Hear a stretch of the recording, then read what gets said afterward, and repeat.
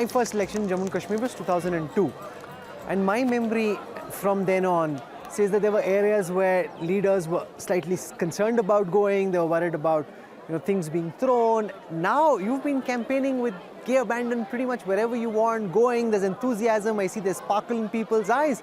When the government says this, they say, hey, this is what we wanted, people's participation. I'm sorry, Rahul, but you had this before. Unfortunately, this is the level first. of enthusiasm. I'm sorry, but this is the first time you're trailing me. I wish you had been there when I fought my parliament election in 2004. In Ganderbal, I was campaigning at 9 o'clock at night, at 10 o'clock at night, in those days. And there was enthusiasm amongst my cadre, amongst my workers. I know the problem is that everything is sought to be projected from the prism of what happened on the 5th of August 2019. I keep repeating, what you see is in spite of that, not because of that. This is not the first election we are fighting, where people are coming out and sort of joining our campaign. This is not the first roadshow I'm doing. Sure. I've done roadshows in previous elections. This one for us is a little different because after 2019, we didn't know where we stood. We didn't know what sort of response we'd get from the people.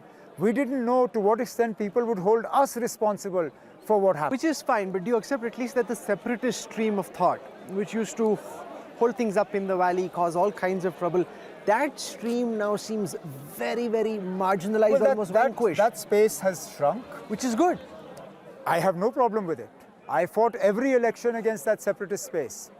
My only concern is that has that space shrunk out of sort of by force or willingly? Has that sentiment disappeared or has that sentiment simply gone dormant? If it's disappeared, nothing like it. If it's gone dormant, then my worry is that it will pop up again in some way, shape, size or form.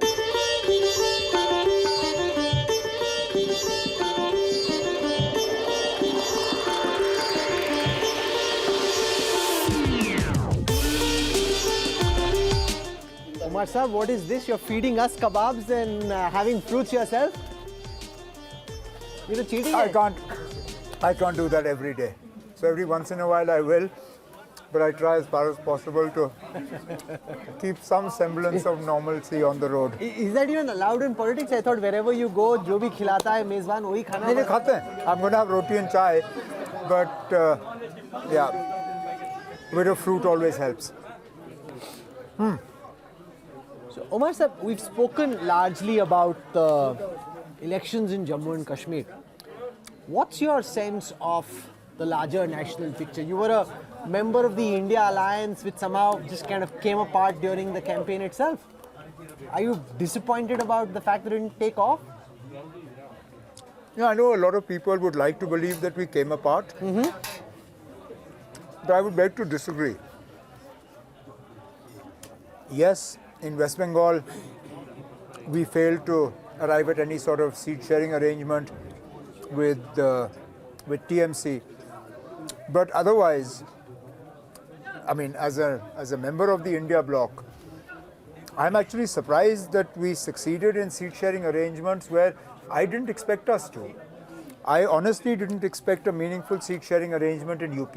Okay. I thought it would fall apart. It didn't. I definitely did not expect one from the Aam Aadmi Party in Delhi, but we got one. Fair enough, we didn't manage in Punjab, but they are sort of cooperating and working together in places like Haryana and elsewhere. Similarly, Bihar, Maharashtra, Tamil Nadu. So I think there are more successes for the India bloc in seat sharing arrangements than there are failures. Because there are 2 failures, but many more successes. Omar sir, are you disappointed with your friend Rahul Gandhi for not being able to put up a spirited enough fight against the BJP and the Prime Minister? I think his is one of the most spirited fights. I see more spirit in him than I see in a lot of people.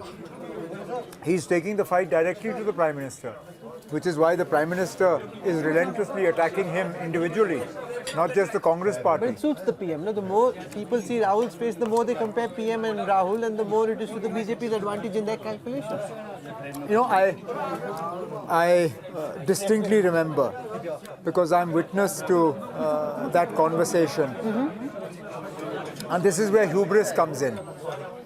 I remember the late Pramod Mahajanji having a similar conversation with the Prime Minister Vajpayee, telling Prime Minister Vajpayee that as long as Sonia Gandhi heads the Congress, nobody can dislodge Vajpayee ji from the Prime Minister's office. And lo and behold, the BJP lost the very next election and were out of power for 10 years. So I think this sort of belief that the more people see Rahul Gandhi, the less they will like what they see, and the more they will gravitate towards the PM. I don't think it holds the sort of ground or the water that some would like people to believe. I think Rahul Gandhi has very carefully and very cleverly sort of done away with sort of all the tags that the BJP had sought to put on him, particularly with his 2 yatras. But you know, these parties don't even seem united on any issue. For example, will Article 370 come back if the India Alliance comes to power? We don't even know what the point of view of the other parties is. Most seem to be quite ambivalent and quiet on it. Which is fair enough. I'm quite happy with ambivalence and quiet, because that gives us something to work with.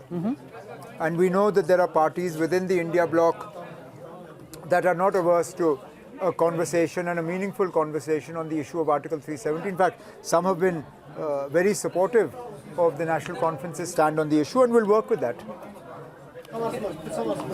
Do you think the India Alliance has any hope at all of doing a 2004 and scraping through? Or is it going to be, in your estimate as well, Modi all the way? No, I think hope springs eternal. I think the BJP is destined to lose seats. They're definitely going to have a lower tally this time around than they did earlier. Now, the challenge for the India bloc is to ensure that that loss of seats brings them down below the halfway mark. Omar Saab, for taking out time in a very busy campaign and joining us for this very special edition of Jab We Met. Thank you very much. Not at all. We look forward to seeing you during the assembly elections very soon. Come. Inshallah, Let's see how that hopefully goes. very soon.